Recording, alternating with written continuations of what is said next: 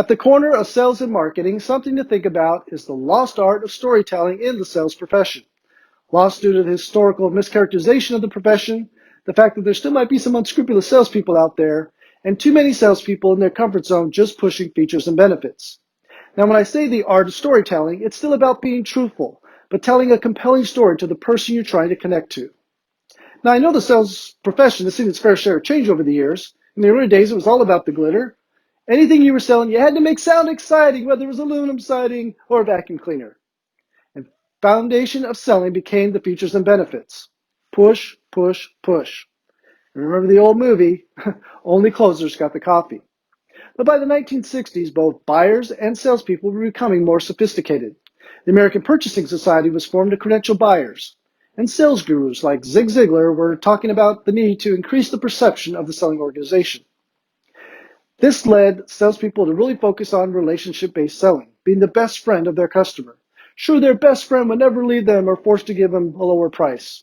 Yeah, right. The next big evolution in sales was to become problem solvers, and data became a tool of the selling profession, minimizing the need for the art of storytelling. But by the 2000s, it was all about being the most skilled. The title sales professional popped up, like putting a title on a card made somebody more professional.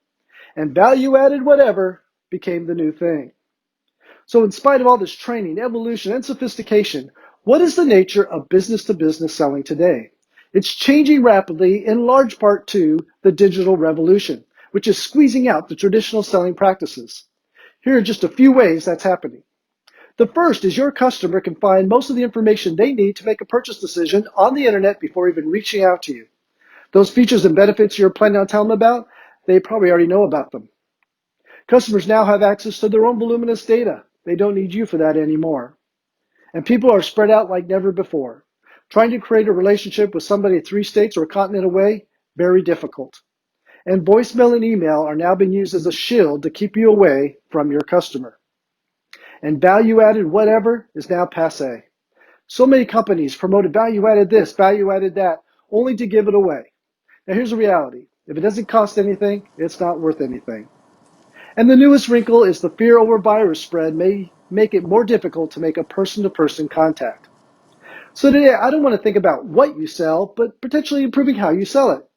Now, these are only thoughts for your consideration. Every industry has its own dynamics that will need to be figured out in coming up with your final solution.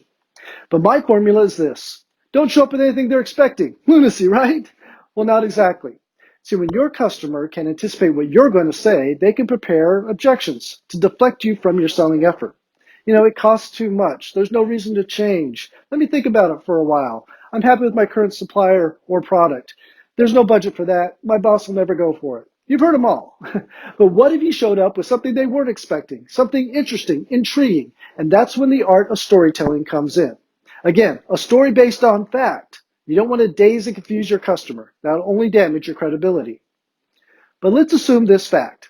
Leading with features and benefits alone won't work. Features and benefits isn't storytelling, and it's not likely to compel somebody to listen. Let's say your company has created a new time clock, that device used to keep track of people's time so they get paid. There's a lot of good ones on the market, but you think yours is better. So you call somebody and you get an appointment to show to them. What are they going to expect? The features and benefits, the what, the thing. And they'll prepare a list of objections of why they don't need your new bell or whistle. In the end, their existing time clock and yours keeps track of time and they pay their people.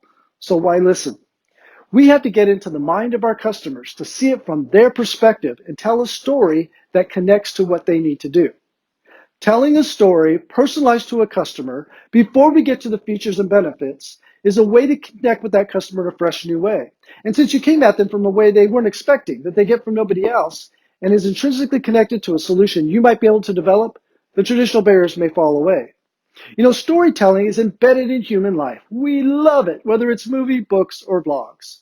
The art of storytelling is to get a message across in a convincing way, to engage the receiver, and when it comes to sales, to strike the flame of interest. Now, don't think you have to be Zig Ziglar to be good at this. It's an easy skill to develop. To help you, here are my rules of 3 for effective storytelling.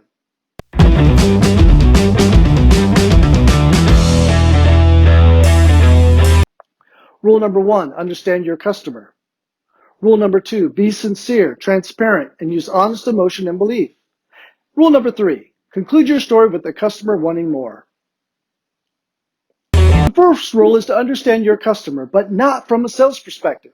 Whatever story you're going to tell them has to connect to a real issue, challenge, or opportunity they're having. Now, I don't ask my wife to go to Fast and Furious movies. She has no interest. Same thing. You need to tell a story that's interesting to your customer.